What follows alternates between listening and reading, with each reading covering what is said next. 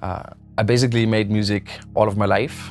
I started quite early with playing the piano, but always had a thing for electronic sounds. And I wanted to bring all these things to my live shows. And I actually don't know how to play DJ sets. I never learned that. I want to play my own music and let the music speak.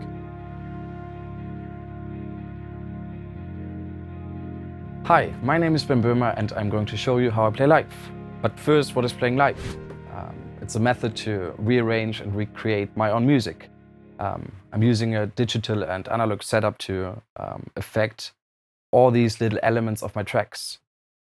So this gives me the possibility to react more in the moment, to create something new, something special for the night. So let me show you what that means. I have all parts of the track Fliedering in front of me, and yeah, let's have a look. I have the pads here, the hi-hats, the clap, some other pads, the bass drum and the kick, some other loops here, and the synthi.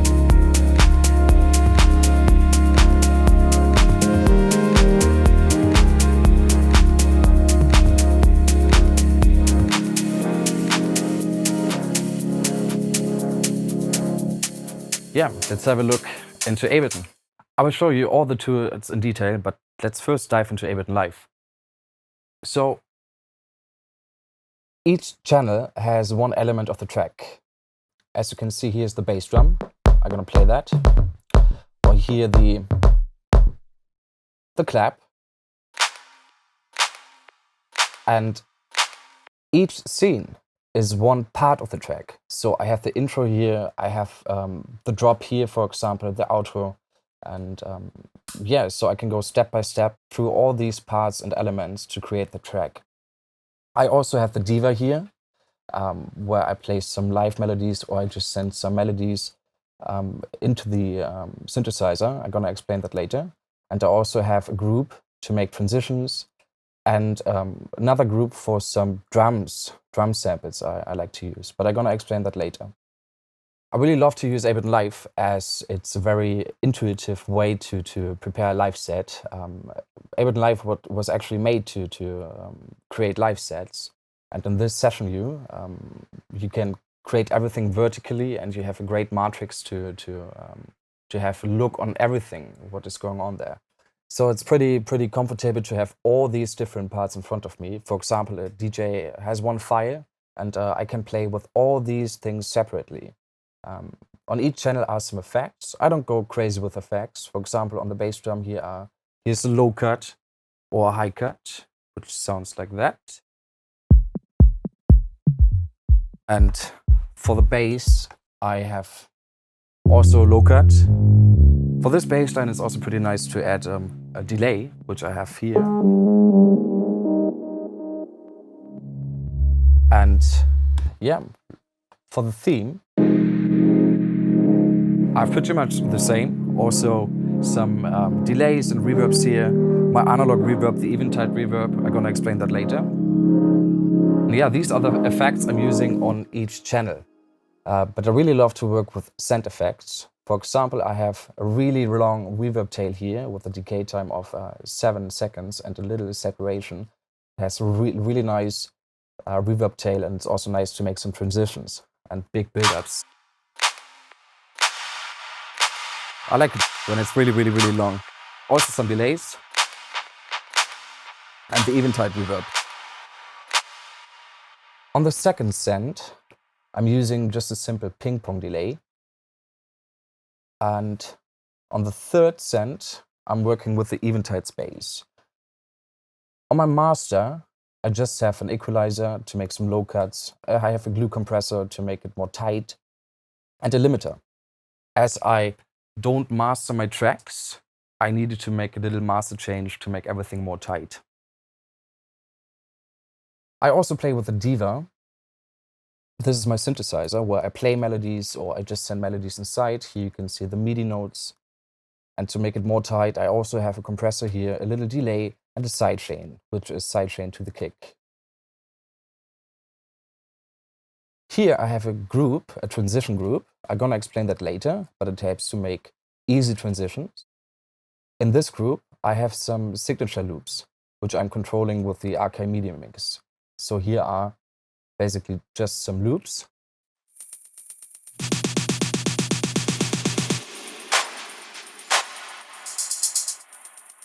It's also nice to make something unique and to make new build-ups. On the left, I'm having a MIDI track, and there's a small plugin called Follow Scene. It's for Max for Live, and it helps to make transitions. So basically, I'm creating a MIDI clip, and the length of the MIDI clip decides how long the scene should be. So the idea behind that this is just a follow action. You know that from the scenes. Here I can show it you. Here's some follow actions. It says, for example, after 4 bars, the next scene is going to be played. And this is the same thing with the follow scene, but just for the scene. So I can go step by step through all these parts, through all these elements to create my tracks. And as I don't want to make everything with the mouse, I'm using this setup. So with these 3 controllers, I can control the session view. These are 3 Allen & Heath Zone K2 controllers, and I linked them, so I have 12 channels in total. And I had to map them, which is pretty annoying, but it works, and it's pretty chaotic. I'm going to show you what that means. If you open the MIDI control area, you can just control a fader to one parameter. For example, you just need to click this fader and move this channel here, so it's already linked. And I did that for all those little parameters. So I have the session view here. I have my bass drum here, the bass line, claps, hi-hats, vocals. I can control the diva here, the transition group, the master. And it makes it pretty easy to control every part of my track in Ableton Live. And I really, really like it because there are long faders and pretty nice knobs. No endless knobs, which I don't like, because I can see that they're at 100% here, which is good. Especially when it's dark, like in clubs. It's difficult to see that, and I can do that here.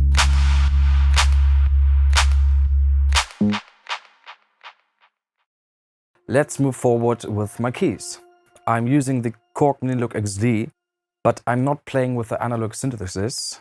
I'm playing with the Diva from UHE.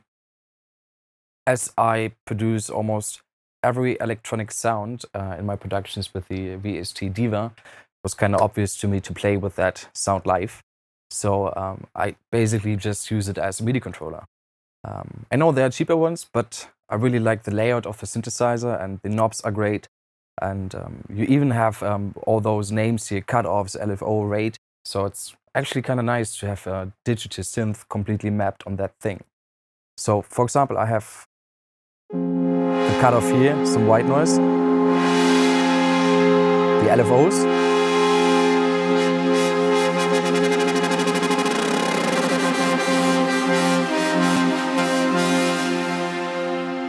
and yeah, it's pretty fun to play with that. You just have to MIDI map that. I already showed you how that works with the Allen & Heath, but I can do that here again.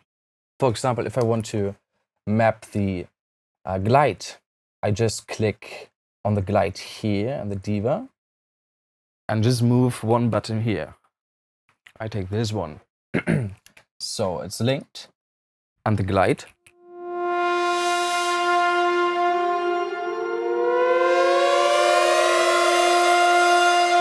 Works, and it's pretty nice to play with that around. And yeah, I play original melodies, I improvise sometimes, I just send MIDI notes inside to play around with those cutoff parameters or other current parameters. Yeah, it's pretty fun. I know MIDI mappings can be pretty frustrating sometimes, and it's pretty chaotic, as you can see. But once you did it and it works, it's pretty stable. Let's check out the reverb. This is an analog pedal, and it's an analog reverb actually. It's actually not just a reverb, there's a delay inside, there's a harmonizer, there are different effects inside. And I really love it. Let me show you how that sounds. For example, with the Diva. As you can hear, this preset is a harmonizer. You can hear those small overtones over there. It's pretty beautiful. Or for the pads, maybe another preset. I really like this one. It's a really long reverb tail. Beautiful. And yeah, you can also do some weird stuff here. And change the parameters.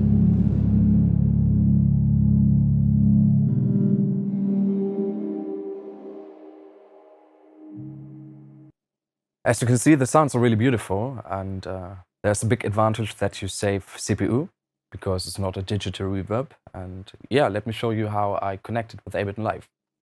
I have it on a send, on number C, and I integrate it with the external audio effect plugin. So the computer is sending the audio signal to the interface, and the interface is sending the signal to the reverb. And it goes back to the interface and back to Ableton Live. So the output is going into the input of the interface, and the output of the interface is going into the input of the Eventide. So it's pretty comfortable to use, and I have it on a send, and I can just turn up the send, for example, on this element, and I have the reverb here. I'm gonna solo add.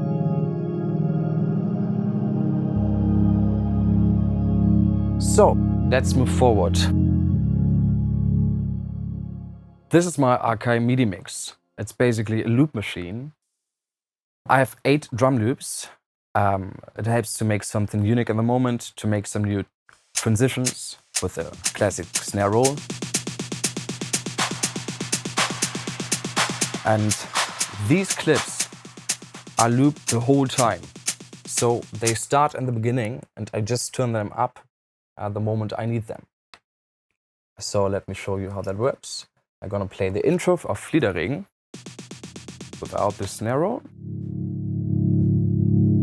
and can include some hi-hats.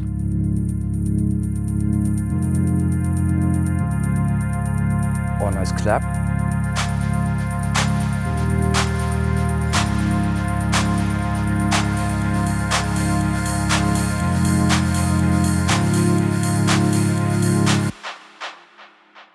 So, this is my little loop machine.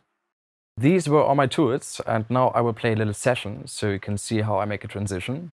I will go from the track Fliederregen into the track Lifespan.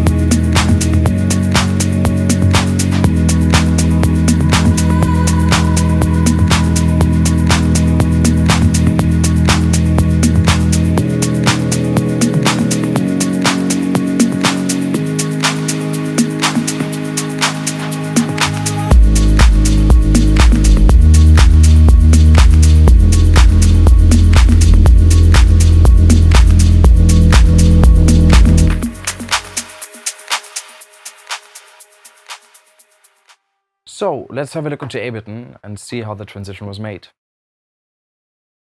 And this scene is the intro of the track Lifespan. Here in this group, I have the outro stems of the track Fliederregen.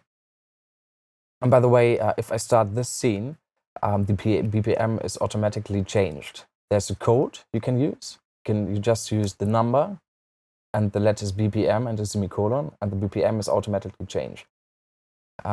So back to the transition. I'm gonna show you how that sounds. Gonna press solo on this group. Here are all elements, and I have all parts on this channel, so I can easily fade it out, make a reverb tail, a low cut, and bring all other elements inside. So on the left side, here are all the stems of the track Lifespan. Here is percussion, here are the pads, also helps to make some reverb tails here, or to add some other drum loops. Maybe a clap. And I can fade it out here.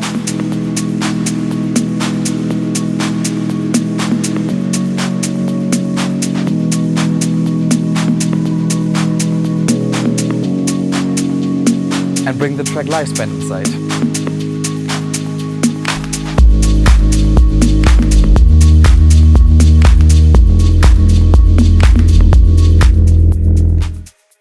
So this was my live set. I hope you enjoyed watching it, and maybe you learned something for your own live set, and maybe it was helpful. So see you on stage. Bye-bye.